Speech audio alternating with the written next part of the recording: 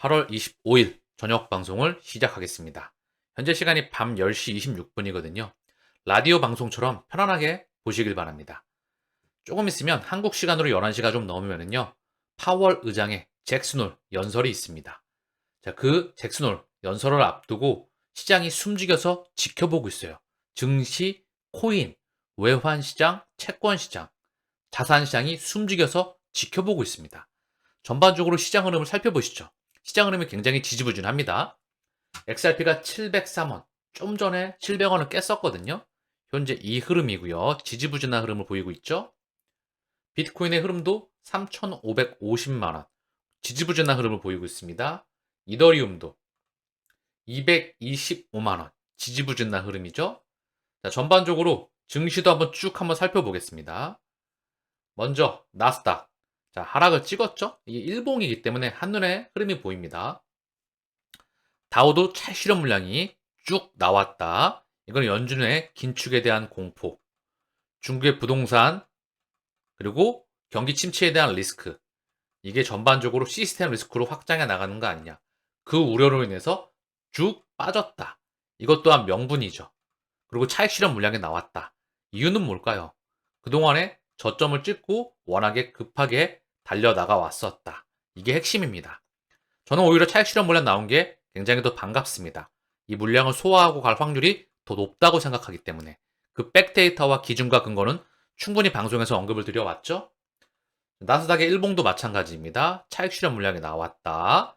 저점을 딱 쌍바닥을 딱 찍고 쓰리바닥에도 봐도 되겠죠. 어쨌든 쌍바닥을 딱 찍고 추세를 돌려나가면서 급하게 반등이 나왔는데 차익 실현 물량이 나와서 이 물량을 소화하고 갈 확률이 무척 높다고 생각을 합니다.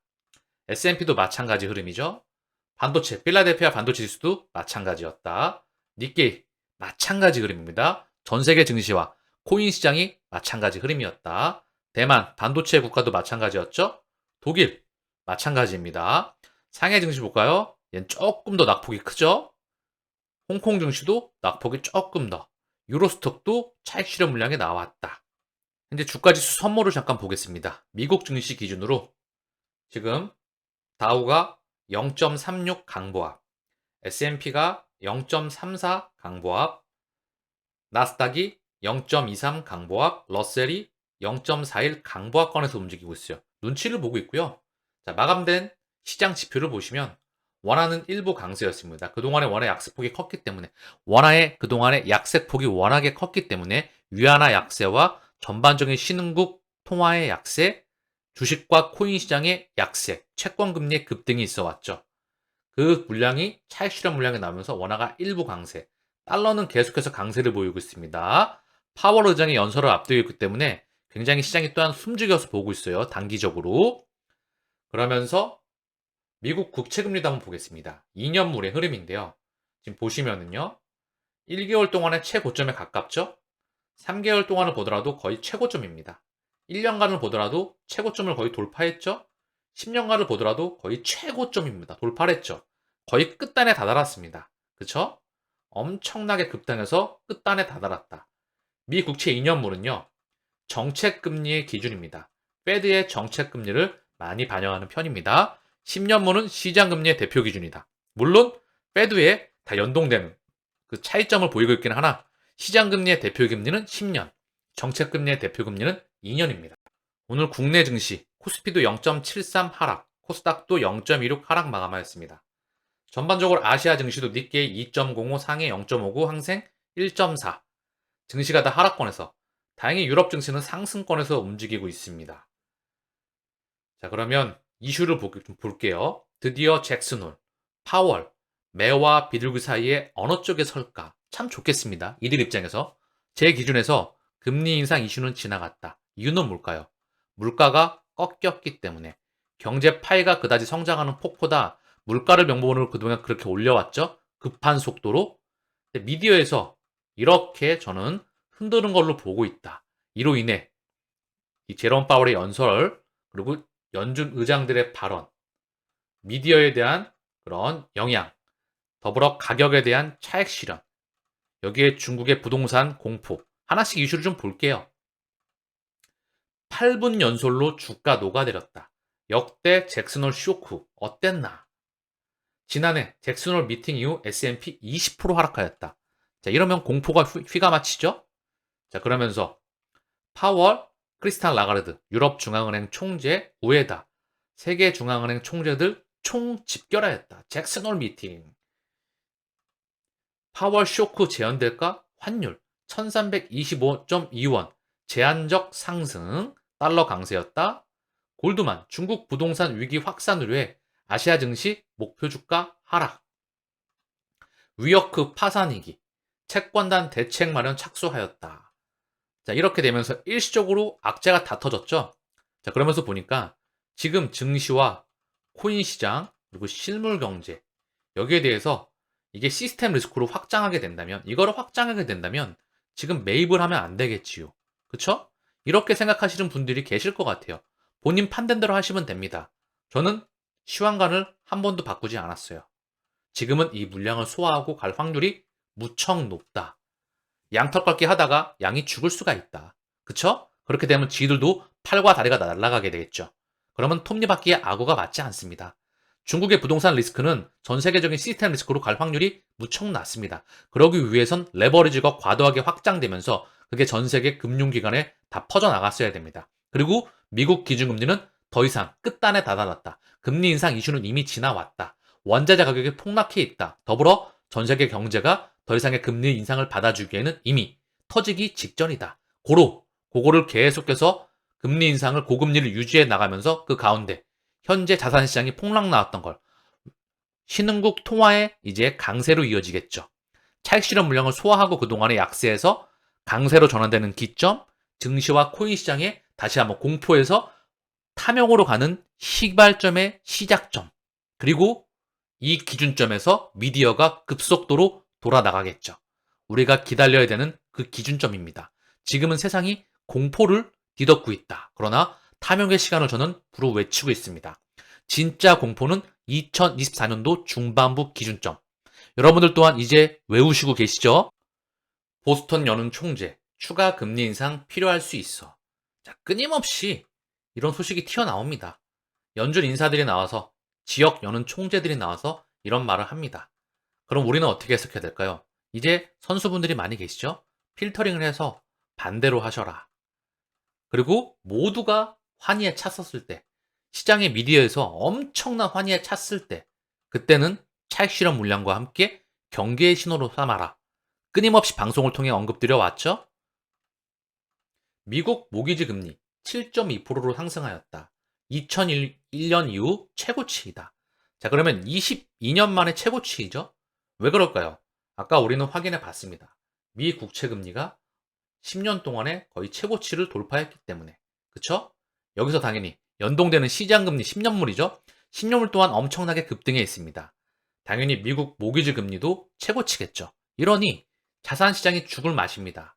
여기에 잭슨홀 미팅에 바로 파월 의장의 발언을 앞두고 있다는 것이죠. 눈치 보고 있는 겁니다. 요는 지나가는 확률이 무척 높다. 코인베이스, 캐나다 시장의 확대에 박차를 가한다. 빅5 은행과 논의 중이다. 코인베이스 스테이블 코인 USDC 발행사 서클에 지분 매입을 한다. 연계 강화한다. 계속 확장해 나가고 있죠. 가격이 떨어질 때마다 코인베이스를 모으시는 분들이 계시죠. 그리고 서클과 코인베이스와 블랙록과 연준과 이들의 연관고리 절대 따로 놀지 않습니다. 또한 리플과 뿌리가 같아요. 거듭 언급드렸지만 제가 지난 1년 이상의 방송 기간을 통해서 그들의 뿌리를 낱낱이 지배구조를 끊임없이 보여왔습니다. 다 뿌리가 같고 연결되어 있더라. 아시아 국가들 가상자산 제도와 확산, 동남아와 중동에서도 주목하고 있다. 인도네시아에서 가상자산 거래소 허용 등 취약이죠. 아랍에미레이트와 바레인은 가상자산 제도화를 통해서 가상자산 기업 유치 전쟁 중이다. 전 세계적으로 거스를 수 없는 문명에 있다는 거죠. 다음 문명이 대체가 되는 겁니다. 여러분들은 뭐죠? 개척자이다. 리플 소식으로 돌아와 보시죠. XRP 랬죠. 이더리움 벌처머신 사이드체인 개발 마무리 단계이다. 블록체인 소프트웨어 개발사 피어 시스템은 XRP 랬죠. EVM, 이더리움 가상 머신 사이드체인 개발 작업을 마무리 중이라고 밝혔다. 피어시트는 XRP 레저 EVM 블록 생성 시간을 5.4초에서 3.5초로 줄였다고 덧붙였다. 리플의 CBDC 어드바이저 안소니 얼피어는 피어시스트 측의 업데이트를 언급하면서 XRP 레저 EVM 사이드체인에 메타마스크 지갑을 연동할 수 있다는 점이 흥미롭다고 말했다. 확장하면서 연결되고 있다. 전 세계 블록체인은 연결이 됩니다. XRP 레저 또한 EVM과 연결되면서 확장하는 과정에 있다. 사실 이 소식은요, 2022년 10월 달입니다. XRP 레저 이더리움 벌처 머신 사이드체인 테스트 내년 실전 투입한다. 이 부분에 대해서 그 결과물이 언급되고 있는 거고요. 마무리 단계까지 와 있다. 그러면서 XRP 레저가 테스트 중인 사이드체인은 이더리움 기반 스마트 컨트랙트를 국가 간 송금 결제회사 리플과 관련된 XRP 레저상으로 가져올 수 있게 할 것이라고 전했다. 홍콩 통화청, 홍콩 중앙은행이죠. 스테이블 코인 및 CBDC 규제 프레임워크 구축을 검토한다. 자, 싱가포르에서는 이미 구축, 이 소식에 나왔죠. 홍콩과 싱가포르, 리플이 최근 들어서 굉장히 적극적으로 보도가 나오고 있습니다. 수면 위로 올라오고 있죠. 자, 리플의 트위터이죠. 홍콩은 개발자와 블록체인 관련 투자가 집중되고 있습니다. 우리는 홍콩과 아시아 전역에서 가치를 이동, 관리 및 토큰화하기 위해 혁신적인 기업 및 금융기관과 협력하게 된 것을 기쁘게 생각합니다. 홍콩 CBDC 프로젝트에 리플이 직접적으로 모습을 드러냈죠.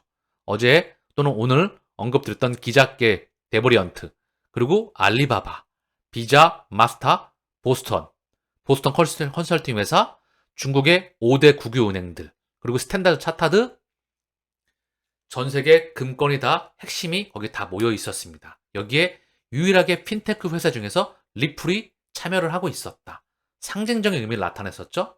자, 그리고 확장해서 안소니 얼페어죠.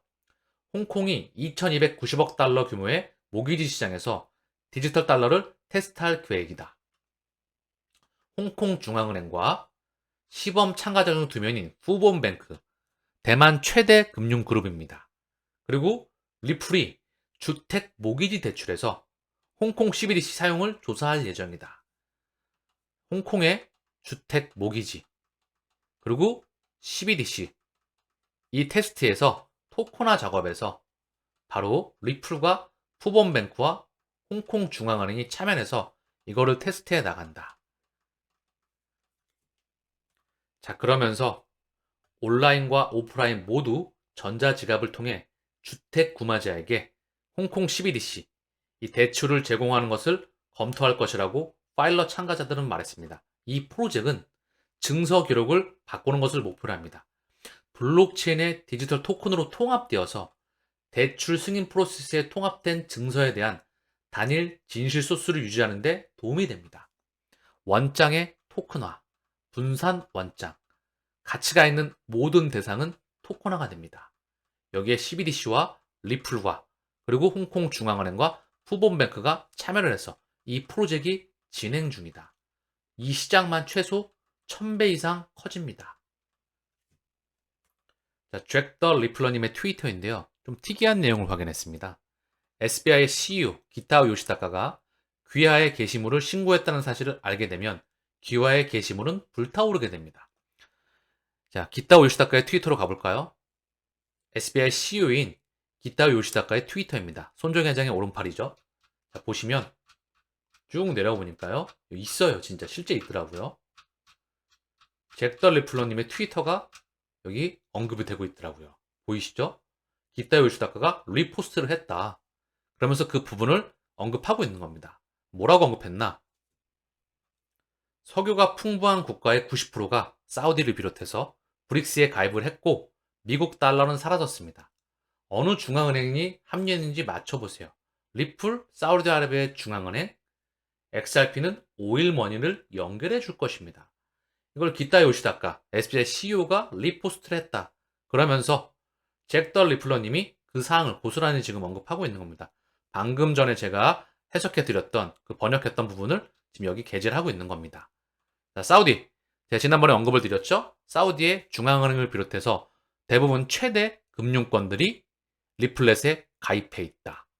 상징적인 의미를 갖네요. 이걸 SBI CEO 기타 요시다카가 리포스트를 했다. 자, 한마디로 정리를 해보면 브릭스의 확장, 스위프트 2.0망의 확산을 의미한다고 생각합니다. 브릭스가 확장하게 되고 스위프트 2.0이 확산하게 된 계기는 뭘까요? 코로나 팬데믹과 우크라이나 전쟁으로 인해서 물가는 치솟았습니다. 연준은 금리 인상을 단행했죠. 전 세계 실물 경제는 위축되었습니다. 그리고 러시아는 스위프트 1세대에서 배제가 되었죠. 루브라는 일시적으로 폭락을 했지만 곧바로 회복을 하면서 무역 거래에 루브라와 위안화를 쓰게 됩니다.